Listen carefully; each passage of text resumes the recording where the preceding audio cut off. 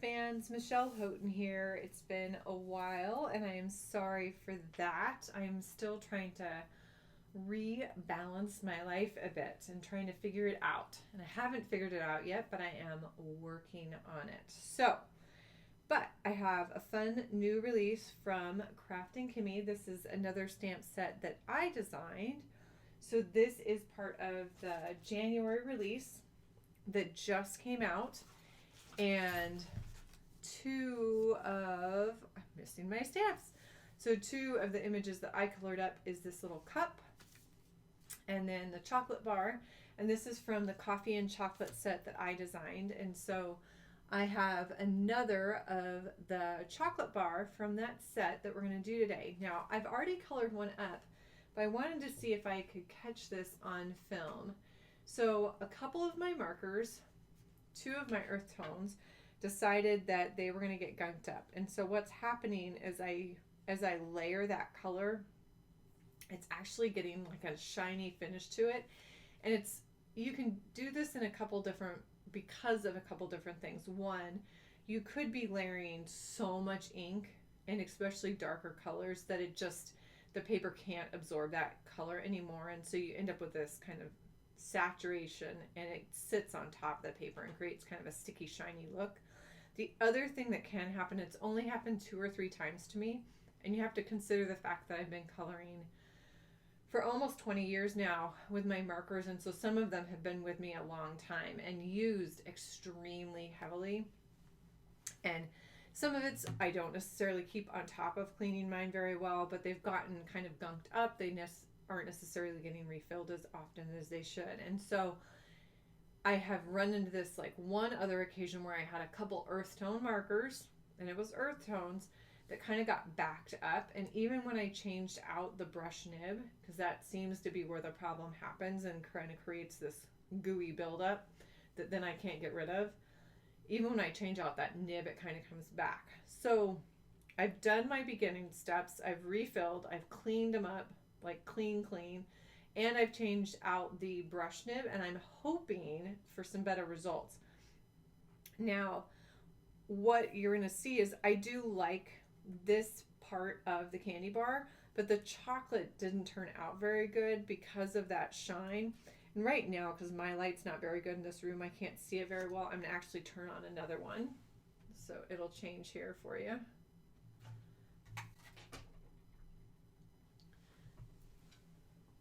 It looks like that's quite a bit better. So we'll see how this goes, and I can do some adjusting in the editing.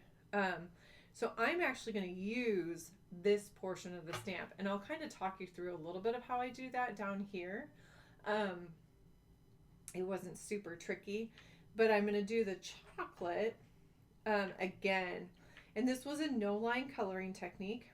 I really only used 3 on this, but it ended up getting so gunked. I was like, oh, this is not working the way I want it. So I've got 3 E's. I've got an E29, an E25, and an E23. And a lot of times with no line coloring, I'll start with my darker color. So I am going to start with an E29. Let's see, I'm going to set this over here for just a second. And when my hand bumps into it, we'll know that it's time to just put it away. And I am going to kind of go create the framework, because I'm going to say it's darker down below. Now, one of the things I tell people as we do no line coloring is to remember that no one is sitting with the stamp in front of them or another image that then they're comparing and they're saying, oh my gosh, you are like 3 millimeters off. No one knows. No one knows. So just do your best. But you might lose track of your lines a little bit. This E29 is immediately making that pink line disappear. So I am very quickly going to lose my outlines. And that's the whole point of no line coloring, right? We want to show the shape, but not necessarily the actual outline. We want to show what it really looks like in real life. And there are no black outlines in real life. There is not a black outline around my hand. So it is trying to think, what is it now? It's about 4 o'clock in Alaska, and we are just starting into longer days, but we haven't quite gotten there yet. So I'm just starting to lose my daylight a little bit, and that's why the other light had to come on. So those kind of give me that grid. I've got one really wiggly one. This is going to bug me. We'll see if we can't straighten that up just a little bit. But a lot of this straightening can happen with this next layer. You need to decide, you can make a decision where the bite is taken out. Does it get darker or does it stay lighter? Nah, I don't know. I'm not totally sure. I'm thinking darker. And there's 1, 2, 3, kind of 4 chomps.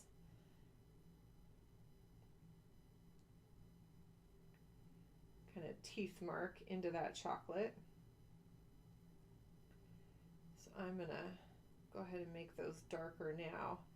Now, I might come back with some E29, a little bit more, but for now, we're going to give this E25 another chance here. This is E25 that I'm coming in with. We'll see what this does. So my goal was to give it that look of kind of these raised sections. So I came in just a little bit.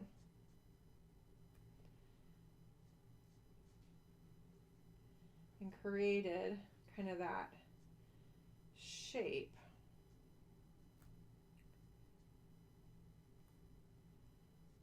And see if we can't make it look a little bit like a milk chocolate squares. Okay, so it's almost like a window effect. So that was E25, and now I've got my E23, and that I want to blend in the center, and that's going to come right around the edge. Now this is just this first kind of round. I'm going to do a little more plain with it. I know I want this center section blended because that top edge, right, is all, that top is kind of flat and smooth. So I can kind of start in there.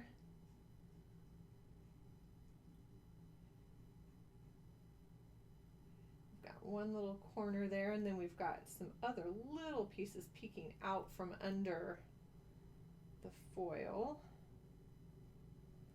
Okay, so this is, to me, like a really good start. This is actually closer to what I was going for on this.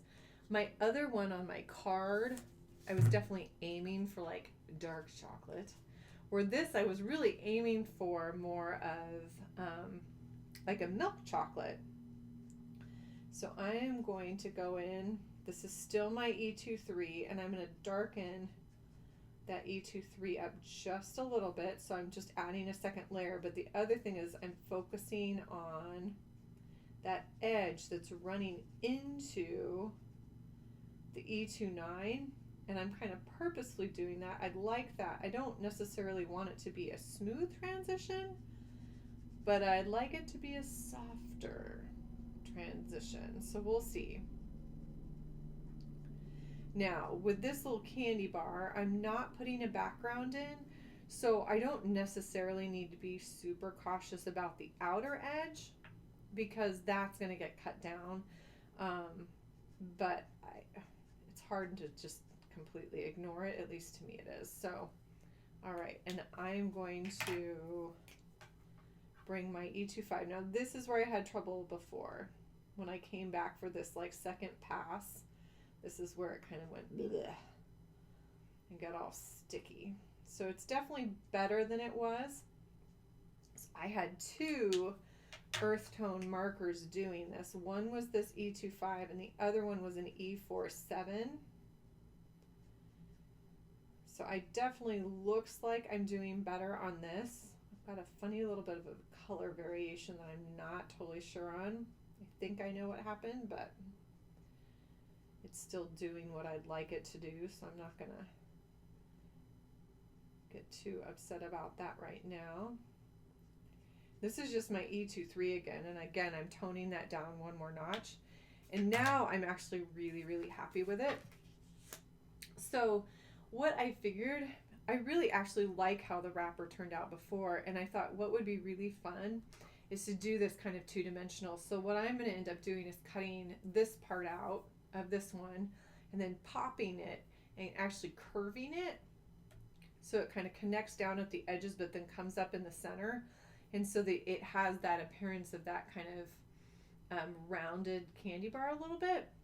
But when you do that, you definitely want to have some color on this bottom layer so that if things don't line up like perfectly, which I know they should, but especially with a no line image where I'm cutting away that edge and I don't see the pink line anymore, I could get some kind of odd fudgy there. So I am going to color this section with those violets, and I'll color a little bit of this, and this was all done with blue violets. But I don't need to worry about the X and the O's, the kisses and hugs this time, because you're not going to get to see that part. So, which makes it a lot easier to color. So this is a V17 is what I'm working with. Again, I've got my light on the wrong side. I obviously need to work that, but see, then it's going to be throwing a shadow over my hand. So there's not really a good solution here. So the bottom edge, my darkest color, is a V17. And what I did, and I'll show you a little piece of this, is I literally came up and worked right around. I kind of did that clean outer edge, and then I came up and worked. Ugh. It's kind of a pain, but it's worth it. Around each of those little letters. And luckily the letters are pretty simple. They're not real complex. A little tiny bit in there.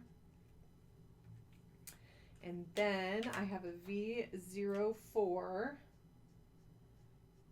And again, literally watching kind of this entire time the edges of my letters, the edges of the wrapper. I'm getting a little careless now, so it's going to get messy because I don't need this portion, but I want to show you guys kind of the process so you can kind of see it. And I definitely want to bring, in particular, this V04, this guy, I want to bring it down over the V17 because it's a much brighter, remember, it's more saturated, got less gray in it. And so it's really going to actually affect that V17. But those two actually, believe it or not, blend together really well. And then I switched to a V12. And I also used a little bit of V01. If you want to get it even lighter, a V01 works really well. But you can kind of see the general effect of getting that color in there.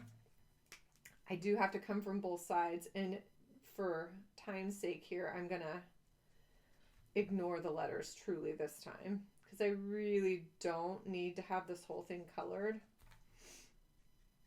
I really just need the edges so that if I have those little bit of overlap, then it's working and you can see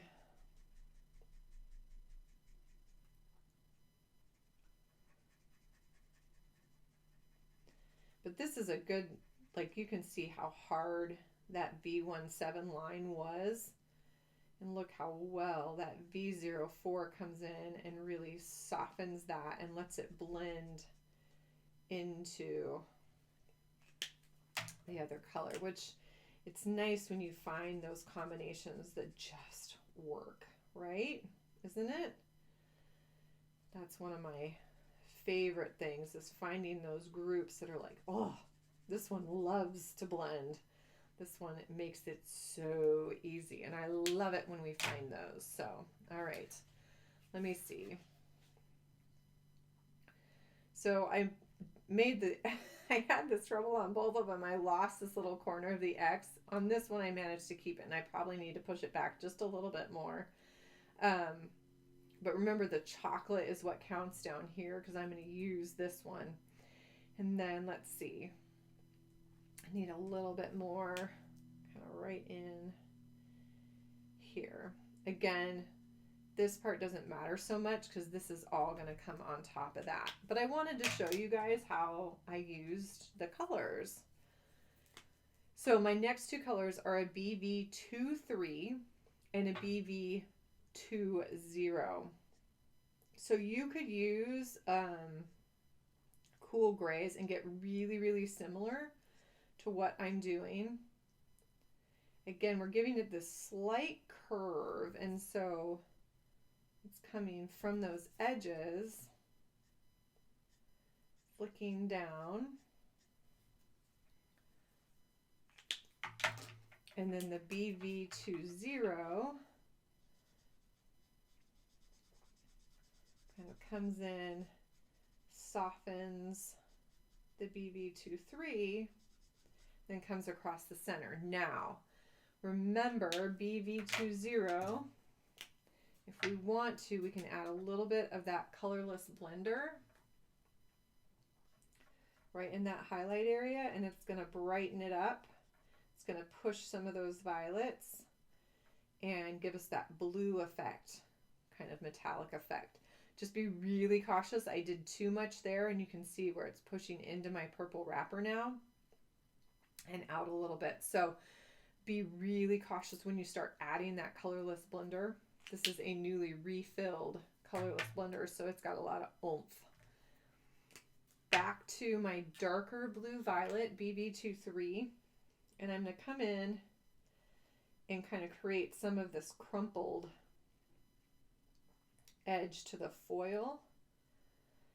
And I am putting it kind of some of the places that I'd added it in the actual sketch work, but you can, especially with no line, you've got a lot of wiggle room there. You can really play around with where you want some of those little darker pieces. But it's really just some scribbles. BV20.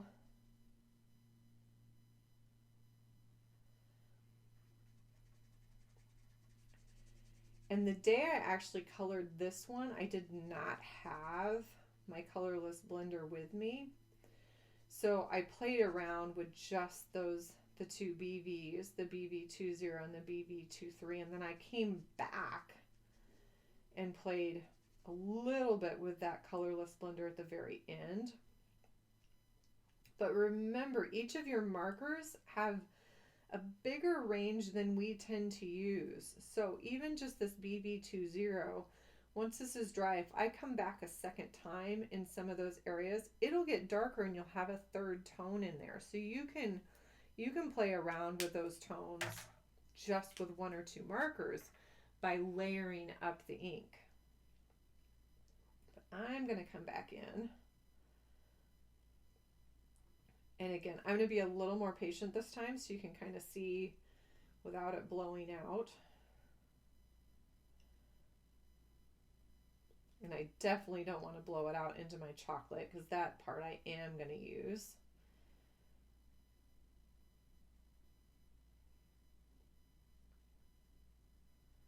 But this will give you kind of that crumpled, little bit foil look. All right. So I need to cut the purple and foil out of this one, and it's going to go on top of that one.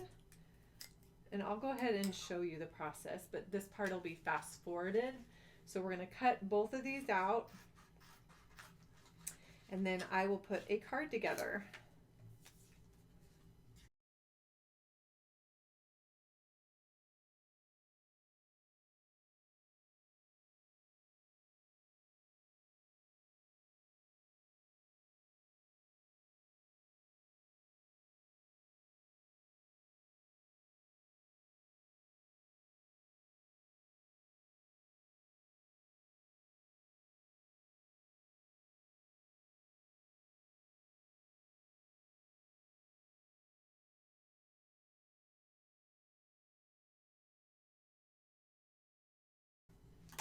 Okay, so poof, magic, card pieces appear. So I'm not going to like run you through the whole thing, but I thought I never put my cards together.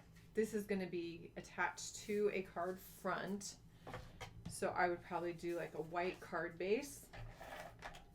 And then I've got 2 layers of cardstock, and these are really tight. So there's only 1/8 of an inch difference in their size. And so you're going to only see this like little hint of that brighter kind of violet color. It's very similar to a V04. And then I've got this kind of type. It's a cream colored paper with this light pink type, and I'm going to center that. I am an eyeballer. I don't pull out a ruler. I should, but I don't. It leads to many pull up and reattach experiences. And then I've got these little cards, and I always hesitate in sharing what I'm actually using because these are coming out of my stash that's literally 10 to 15 years old at least. I literally haven't bought and purchased any new paper. It's been forever, especially some of these bigger 12 by 12 sheets. This was a jelly bean soup, and it was these little cards, and I've held on to them because I love them. And so this is from Jelly Bean Soup, one of their collections, probably from, I don't know, many moons, many years ago. So I'm going to tip that.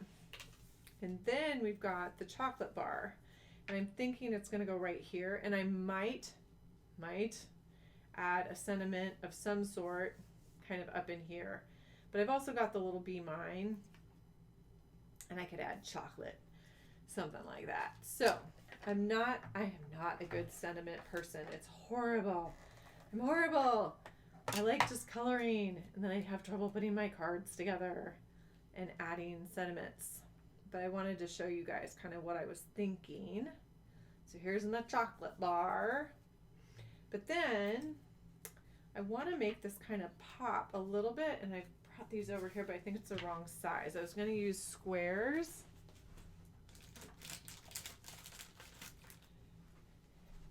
And I still want to use squares. But I think the squares that I brought over are too small. So let's try this. We're going to put these kind of right down the middle. I've done this before, but I think it was a little bit bigger. And I only did it with one side.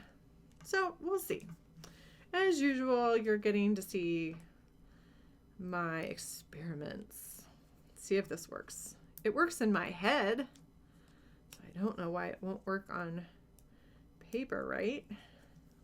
And then I'm going to put, even if I don't get the whole tape on there,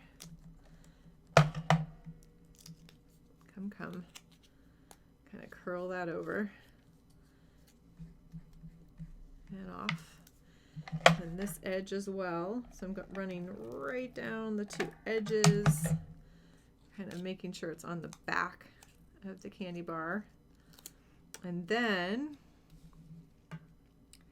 kind of attach the foam first. And again, this is where having colored that lower one makes a huge difference, because I do want it to kind of cover it up. And then I'm going to try, and I'm going to hold it down for a second. You could use like a wet adhesive, like a glue right along those edges, and sit and hold it for a few seconds. We'll see. See, this is exactly what I wanted. It worked. All right. So the effect is that I have kind of that little rounded, like a candy bar, like a Hershey bar. Sorry, probably not a Hershey bar, whatever. Candy bar, chocolate bar. Don't name the names. Bleepity bleep. Chocolate bar. Okay, so there you go. And this I will attach to a card front, and it will be ready to send. Or I can add a sentiment, whatever that may be. There were wonderful sentiments in the set, and so I could find something to do with chocolate, and that would work just fine. Thanks for joining me. As always, if you have questions about things going on, please let me know. in the comment section. I have my brand new Copic coloring clothing class coming up starting February 1st. So if you haven't signed up for that and are interested, please check out my blog and find out more info there. Thanks for joining me today. Have a happy, colorful day.